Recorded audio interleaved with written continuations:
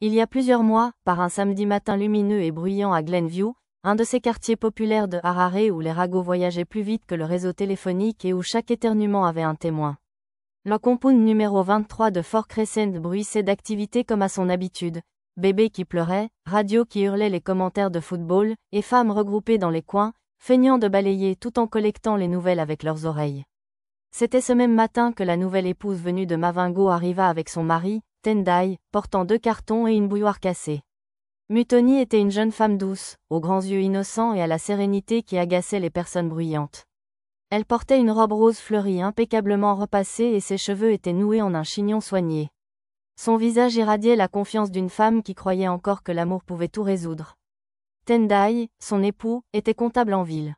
Il était doux et poli, au point de dire merci au receveur de bus, et on ne le voyait jamais discuter de football. Il louait la dernière chambre près du couloir des salles de bain, un petit coin qui fuyait à chaque pluie, mais c'était tout ce qu'il pouvait se permettre. Mutoni pensait que c'était le début d'une vie magnifique. Les autres femmes du compound l'avaient repéré avant même qu'elle ne déballe ses affaires. Meadow, la reine officieuse des commérages, l'aperçut depuis sa véranda et cria « Eh, on a des nouveaux. Venez voir, peut-être que celle-ci apportera du drame frais. » Aussitôt, 3 autres femmes la rejoignirent. Tariro, qui aimait les perruques plus que la paix. Memory, qui ne cuisinait jamais sans se plaindre de son mari.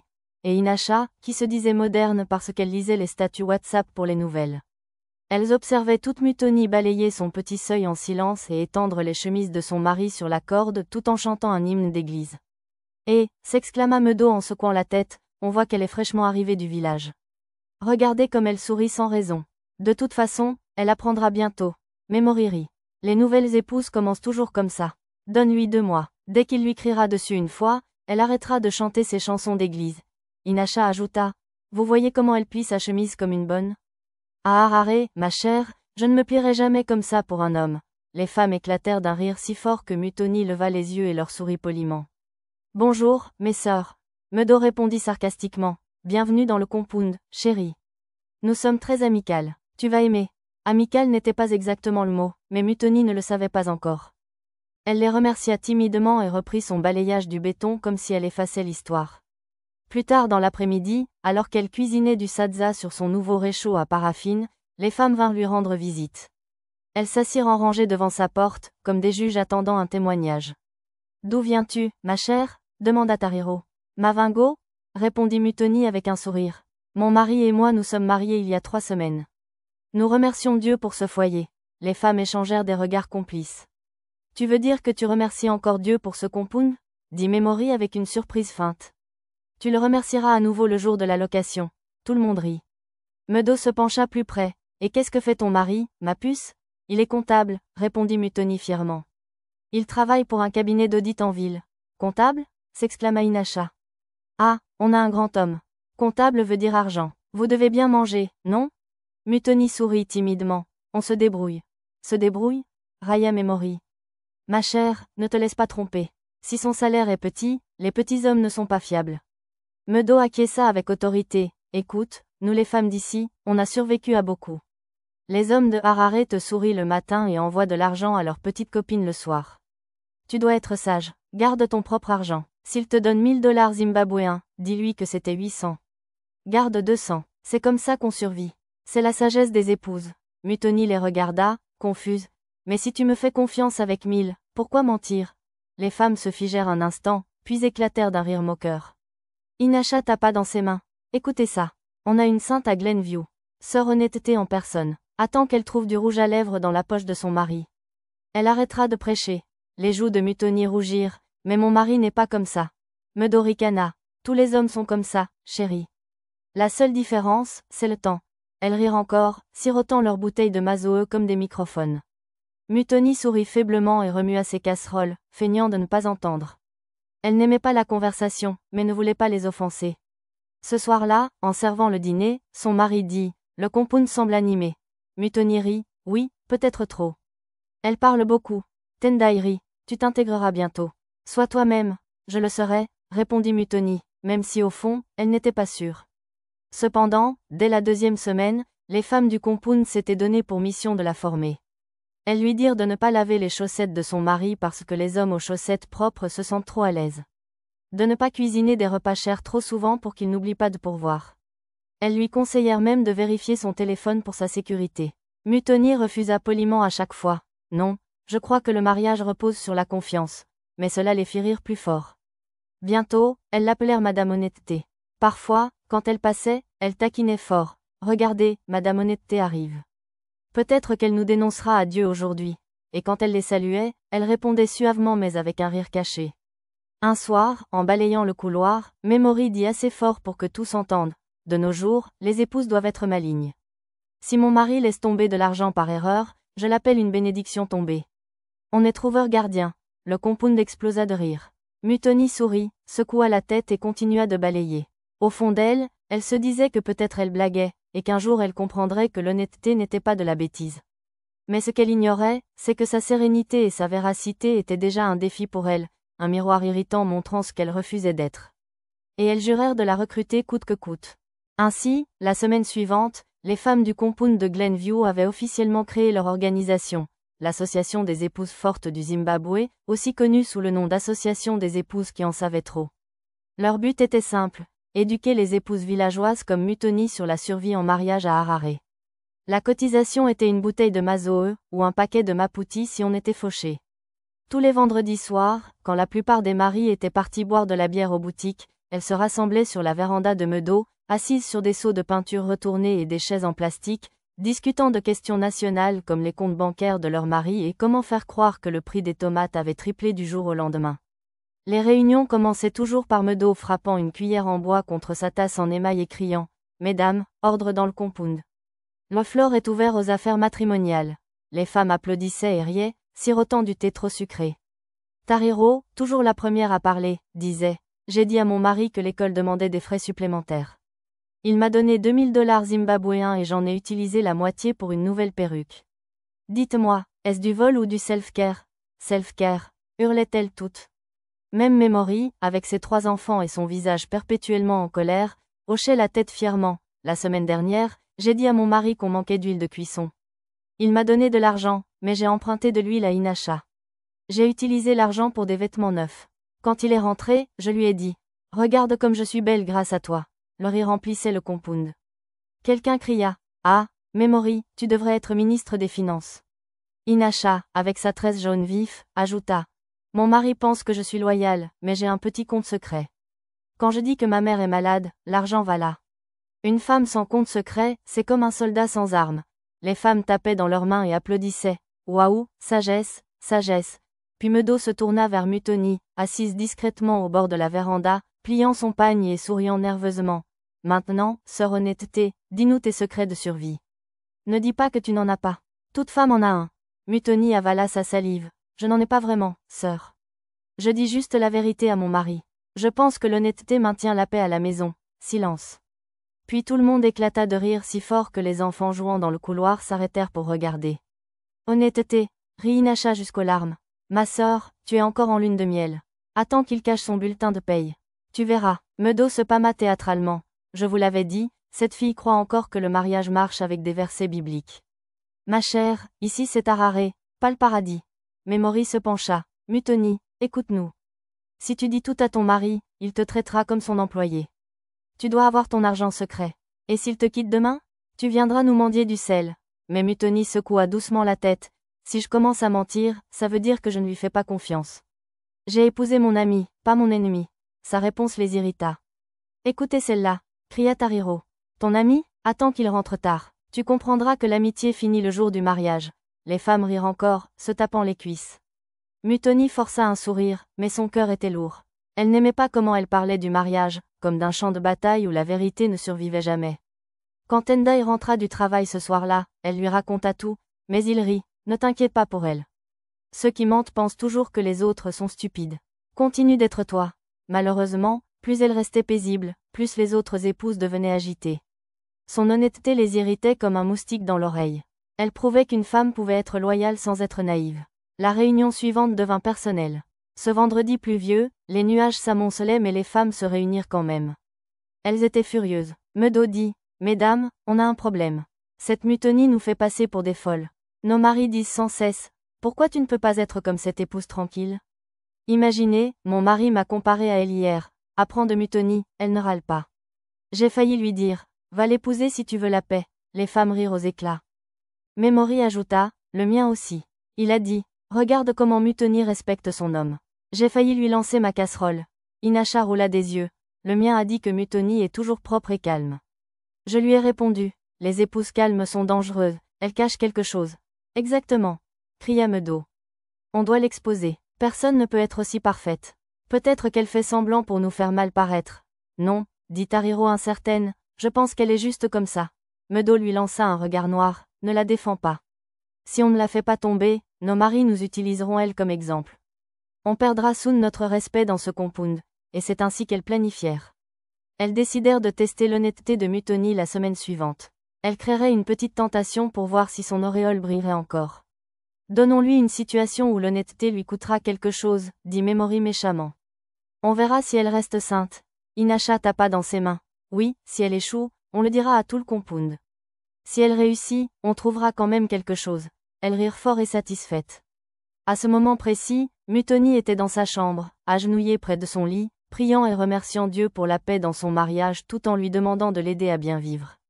Elle ignorait que de l'autre côté du mur, 4 femmes tramaient pour tester la chose qu'elle valorisait le plus. Le dimanche matin, leur plan était prêt. Quand elle les salua après l'église, souriante, « Bon après-midi, mes sœurs », elles sourirent suavement, hochant la tête et l'appelant « notre épouse parfaite », feignant d'admirer sa robe tout en cachant la malice dans leurs yeux.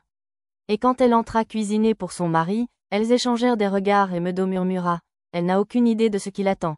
Puis elle ajouta « La semaine prochaine, Madame Honnêteté rejoindra l'association, qu'elle le veuille ou non ». Les femmes rirent si fort qu'un voisin passant cria « Qu'est-ce qui est si drôle ?» Meadow essuya ses yeux. Juste la vie et les épouses folles qui ne savent pas jouer le jeu. Et leur rire monta à nouveau, plein de malice. La semaine suivante, les femmes du compound de Glenview avaient perfectionné leur plan comme des élèves préparant les examens finaux. Elles l'appelèrent Opération Faire tomber Madame Honnêteté. Elles tinrent même une répétition la veille au soir, avec jeu de rôle et larmes feintes, menée par la commandante autoproclamée Meadow. Toi, Tariro, dit-elle en pointant comme un général, tu seras l'agent principal. Agis désespéré, comme si ta vie en dépendait. Pleure un peu, tremble la voix et laisse tomber une larme. Elle croira. Oui, madame, rit Tariro. Et si elle refuse? On la poussera, dit Memory. On lui rappellera qu'elle est censée être sainte et gentille. Tu sais, ces gens d'église, la culpabilité marche mieux que la sorcellerie sur eux. Elles éclatèrent de rire. Inasha ajouta avec un sourire en coin, quand elle tombera, on verra si elle brille encore son honnêteté comme le soleil du matin. Le lendemain matin arriva clair et calme. Les enfants partirent à l'école, les hommes au travail, mais les femmes guettaient comme des vautours. Vers midi, Mutoni arrangeait les chemises de son mari en chantant un hymne Shona quand on frappa. Elle ouvrit pour trouver Tariro, yeux rougis, tenant un petit chiffon, l'air accablé. Tariro, qu'y a-t-il? Demanda Mutoni gentiment. Tariro renifla bruyamment. Mutoni, je ne savais pas vers qui me tourner. Mon bébé est malade. La clinique dit qu'il faut $2000 zimbabwéens pour les médicaments. Je n'ai rien. S'il te plaît, aide-moi. Je te rembourserai demain. Le cœur de Mutoni fondit aussitôt. Oh non, quel bébé! La petite maudit, dit vite Tariro, essuyant des larmes imaginaires. Elle brûle de fièvre. Je ne peux pas la voir comme ça. Mutoni fronça les sourcils. Mais je n'ai pas cette somme maintenant. Pile à ce moment, comme prévu, Meadow et Memory apparurent, feignant la surprise. Qu'est-ce qui se passe? Demanda Meadow innocemment. L'enfant de Tariro est malade, expliqua Mutoni inquiète. Meadow haleta théâtralement. Ah, Dieu forbide. Mais Mutoni, tu as de l'argent, non? J'ai vu l'enveloppe que ton mari t'a donnée à garder. Tu peux lui prêter un peu. C'est pour un enfant. Tu pourras remettre avant qu'il ne remarque. Mutoni se figea. Cet argent n'est pas à nous. C'est de l'argent de bureau. Mon mari a dit de le garder en sécurité jusqu'à lundi prochain. Ah, mais tu le gardes trop en sécurité déjà, rit Memory faussement. Ce n'est pas comme si tu volais. Tu aides juste un enfant malade. Même Dieu comprendra. Mutoni était déchirée. Son cœur voulait aider, sa conscience criait non. Mais leurs yeux la fixaient, leur voix douce et manipulatrice. S'il te plaît, Mutoni, supplia Tariro. Mon enfant pourrait mourir. Ce mot la brisa. Elle soupira profondément, entra, déverrouilla le tiroir et sortit soigneusement $2000 de l'enveloppe. Je te fais confiance, Tariro. Ramène-le avant lundi. Je ne veux pas d'ennui. Je le jure sur la tombe de ma mère, dit solennellement Tariro en prenant l'argent. Merci, ma sœur. Tu as sauvé la vie de mon bébé. Dès qu'elle ferma la porte, Meadow et Memory échangèrent un sourire discret. Tu vois, même les saintes tombent quand on appuie sur le bon bouton, murmura Meadow en s'éloignant en riant doucement. Cette nuit-là, Mutoni dormit à peine. Elle fixait l'enveloppe dans le tiroir. Elle avait aidé par compassion, mais sa conscience hurlait plus fort que les grenouilles dehors. Le samedi matin, elle courut à la porte de Tariro. « Sœur, comment va le bébé? Peux-tu me rendre l'argent, s'il te plaît? Mon mari en aura besoin lundi. » Tariro était assise dehors, tressant les cheveux d'Inasha. Elle leva les yeux paresseusement. Mutoni, quel argent? Mutoni cligna des yeux.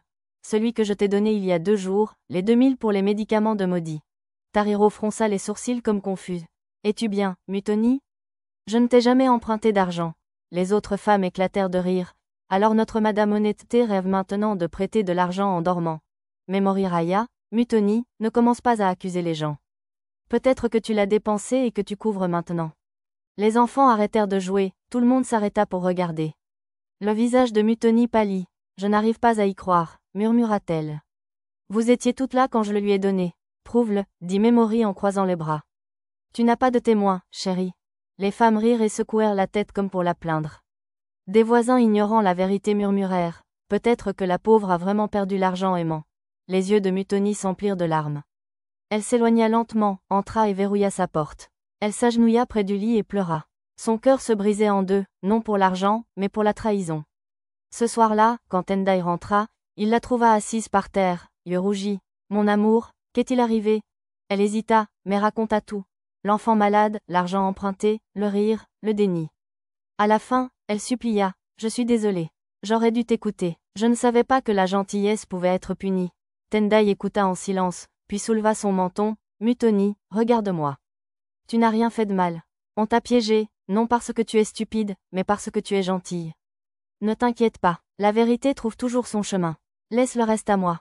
Je sais quoi faire. Mutoni le regarda effrayé. Tu es fâché? Il secoua la tête. Non. L'honnêteté a déjà résolu la moitié du problème. La vérité s'occupera du reste. Le lundi matin, Tendai partit plus tôt que d'habitude, en chemise grise, tenant un petit dossier noir. Il salua tout le monde poliment, mais son sourire cachait un secret. Vers le milieu de la matinée, la paix à Glenview s'évapora. Monsieur Doubé, le mari de Meadow, rentra furieux du travail. Il franchit le portail en criant. Meadow, où es-tu? Quelle est cette bêtise que j'entends? Sors avant que je casse cette porte. Les gens sortirent voir. Meadow émergea en pagne, tenant une cuillère de porridge. Ah, qu'y a-t-il, mon mari? Pourquoi cries-tu comme la police? Il pointa furieusement. Ne m'appelle pas mon mari. Toi et ton groupe de femmes folles avez essayé de ruiner le mariage de cette fille. Vous lui avez appris à prendre de l'argent qui n'était pas à elle. Vous vous appelez épouse forte? Vous êtes forte en stupidité. Meadow fronça les sourcils, feignant la confusion. De quoi parles-tu? La voix de Monsieur Doubé tonna. Tu joues encore l'innocente? Tendai est venu à mon bureau ce matin et m'a tout raconté sur votre soi-disant association des épouses. Et comment vous avez piégé sa femme pour qu'elle vole de l'argent de bureau? Vous avez transformé ce compound en repère de voleuses. Des halètements emplirent l'air. Memory lâcha son balai. Tariro, près du robinet, se figea. La bouche de Meadow s'ouvrit et se ferma comme un poisson. Tendai est allé à ton bureau? Oui, rugit Monsieur Doubé. Et l'histoire a atteint les maris de vos amis. Ils arrivent tous. La voix de Meadow trembla. Mais on ne voulait pas de mal. Tais-toi, aboya-t-il. À cause de vos jeux idiots, vous affronterez tout l'embarras aujourd'hui. Vous expliquerez votre bêtise publiquement. En effet, en 1 heure, les maris arrivèrent un à un, furieux et confus. Celui de Tariro cria. Tariro, sors. C'est pour toi d'emprunter de l'argent à l'épouse d'un autre et de le nier? Tu l'as fait passer pour une menteuse. N'as-tu pas honte? Tariro bégaya. Ah non, ce n'était pas comme ça. Tais-toi, claqua-t-il. Rends chaque centime. Sinon, tu dors dehors ce soir. Memory défendit son ami. C'était juste une blague. Mais son mari la foudroya. Tu appelles ça une blague? Puisque tu aimes l'association, va y dormir ce soir. Le compound devint une série dramatique en direct. Femmes pleurant, maris criant, enfants se cachant derrière les bidons d'eau tandis que les secrets des mères explosaient comme des feux d'artifice. Les voisins feignaient d'aller chercher de l'eau mais savouraient le spectacle. Cependant, Mutoni resta dedans, tremblante. Elle entendait le chaos mais ne dit rien. Quand Tendai rentra ce soir-là, elle le regarda coupable. C'est ma faute. J'aurais dû me taire. Tendai sourit et secoua la tête. Non, mon amour. Tu as fait ce qui était juste. La vérité n'est pas responsable du bruit qui suit. Dehors, le compound vibrait encore. Le mari de Meadow l'avait enfermé dehors. Tu te crois maligne? Va vivre avec ton association des épouses fortes. Elle tape à la porte, tout ça à cause de cette naïve. C'est la faute de Tendai. Il aurait dû régler ça en privé. Mais son mari rétorqua, es-tu folle? Vous avez fait passer sa femme pour une menteuse en public. Et tu veux du silence? Si c'était ma femme, j'aurais quitté ce compound le lendemain pour l'éloigner de Louvre comme vous. Vous et votre clique inutile avez déshonoré toutes les femmes ici. Cette nuit-là, tandis que le compound gisait dans le chaos, Mutoni et Tendai s'assirent sous la petite véranda, partageant du maïs grillé. Elle le regarda, c'est drôle. J'étais celle qu'on moquait pour mon honnêteté, et maintenant je sens que c'est elle qui m'a sauvée. Il sourit. Tu vois, mon amour, les mensonges font du bruit, mais la vérité dort paisiblement. Mutoni rit, posa sa tête sur son épaule. Peut-être que c'est pour ça que tout le compound ne dort pas ce soir. L'histoire de Madame Honnêteté et de l'association des épouses fortes se répandit à Harare plus vite que les combis du matin. Du marché local à l'église, on parlait de l'épouse tranquille moquée pour son honnêteté, mais dont la vérité avait dispersé une bande entière d'épouses menteuses. Certains disaient qu'elle avait de la chance, d'autres qu'elle était sage. Puis, un mercredi après-midi, quelque chose d'étrange se produisit. Une voiture noire brillante s'arrêta devant le compound. La porte s'ouvrit et un homme grand et sérieux en costume, tenant une mallette, en sortit. Il marcha avec détermination, ses chaussures trop propres pour la poussière de Glenview. Les enfants accoururent regarder, quelqu'un devina. Peut-être le propriétaire a envoyé un avocat pour évacuer les commérages. Mais quand l'homme demanda, « C'est ici que vit Monsieur Tendai ?» tous se figèrent. Meadow murmura depuis sa véranda en sortant vite, « Oui, il est dans la dernière chambre. » « Qu'y a-t-il » L'homme sourit poliment. « Je suis Monsieur Chico, directeur général de Zim Audit Consulting. Je viens voir lui et sa femme. » En seconde, le compound se transforma. Memory balaya la véranda comme si la propreté effaçait sa honte. Inasha cria à son enfant. « Arrête de jouer là, pas de bruit. » Même Meadow, qui refusait de saluer Mutoni depuis des jours, se porta volontaire pour guider le visiteur. Elle frappa suavement. « Tendai, ton grand visiteur est là. » Tendai sortit surpris, suivi de Mutoni nerveuse. « Bon après-midi, monsieur. » « Entrez. » Monsieur Chico sourit chaleureusement. « Non, je parlerai ici pour que tous entendent. » Cela capta l'attention. Tête aux fenêtres, enfants immobiles, épouses assises feignant d'éplucher des arachides mais écoutant. Le directeur s'éclaircit la gorge. « Monsieur Tendai, quand vous avez rapporté l'incident, la compagnie a examiné attentivement.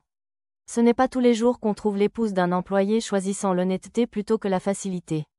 Les actions de votre femme ont protégé les fonds de l'entreprise, et cette intégrité doit être célébrée. » Il se tourna vers Mutoni. « Madame, au nom de Zim Audit Consulting, merci pour votre honnêteté. Nous promouvons votre mari au poste de manager financier, et vous déménagerez tous deux dans un appartement de compagnie à Avondale, sans loyer. Nous avons besoin de familles comme la vôtre, montrant ce que signifie l'intégrité. » Le compound alta collectivement. Quelqu'un lâcha une assiette. Memory faillit s'évanouir. Les yeux de Mutoni s'écarquillèrent. « Monsieur, je ne sais que dire. Pas besoin de beaucoup, » dit-il gentiment. « Votre vie l'a déjà dit. » Il serra sa main et lui donna une enveloppe, un petit cadeau de la compagnie. « Pour vous, pas pour votre mari. Utilisez-le comme vous voulez. Vous le méritez. » Quand la voiture noire partit, le compound perdit le contrôle. Ceux qui l'avaient moqué la bénissaient maintenant, les enfants chantaient. Madame Honnêteté, épouse numéro 1. Tendai regarda sa femme fièrement. « Tu vois, mon amour, la vérité marche lentement, mais ne se perd jamais. » Meadow s'approcha, sourire gêné. « Mutoni, félicitations. J'ai toujours su que tu étais une bonne femme. Tu te souviens ce jour où j'ai dit » Mutoni sourit et coupa. « C'est bon, Meadow. Nous avons tous appris. » Ce soir-là, en pliant leurs vêtements, le compound observa en silence. Memory murmura à Tariro. « Imagine tout ça parce qu'elle a refusé de mentir. » Tariro soupira. « Parfois on pense être maligne, mais on creusait juste nos trous. » De sa porte, Meadow les regardait partir, yeux pleins de regrets. Mais ce n'était pas fini pour elle. Leur mari gardait l'acte honteux en tête. Celui de Tariro ne lui parlait plus qu'en salutation. Celui de Memory avait déménagé chez son frère. Inasha dut retourner chez sa mère après que son mari découvrit ses économies Sekuomende. Un après-midi, une Toyota argentée fit tourner les têtes. Elle ralentit aux portes, et quand elles s'ouvrirent, tous furent choqués. Mutoni et Tendai en sortirent gracieusement. Ils venaient remettre les clés au propriétaire. Quand les femmes les virent, elles se figèrent. Meadow parla d'abord. « Waouh, Mutoni, c'est toi?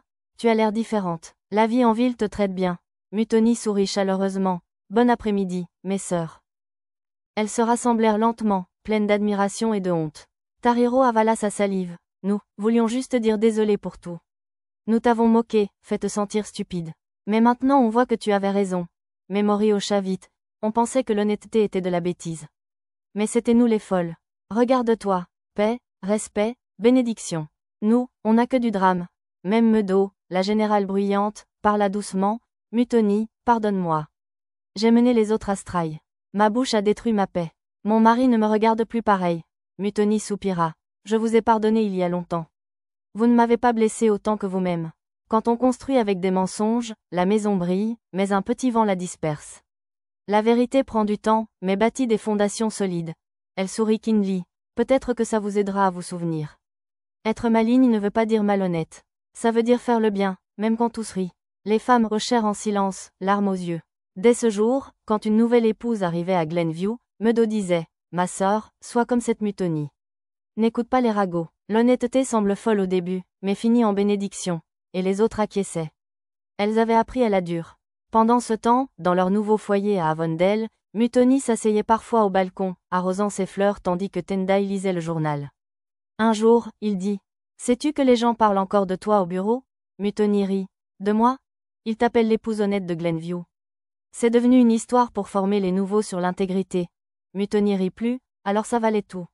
Même les pleurs, les moqueries. Parfois Dieu laisse les gens rire d'abord pour leur donner une raison d'applaudir après. Salut les besties. Merci d'avoir regardé l'histoire. Cette histoire est dédiée à une de nos besties, Mutoni Wassi, dont c'est l'anniversaire aujourd'hui, le 15 octobre. De tout cœur, je te souhaite un très joyeux anniversaire. Que cette nouvelle année soit fructueuse et remplie de tout ce que tu désires. S'il vous plaît, besties, célébrons-la et disons une prière pour elle. Partagez les leçons apprises de cette histoire. Partagez l'histoire avec vos proches et donnez un pouce en l'air. Abonnez-vous si ce n'est pas fait. À la prochaine histoire. Bye.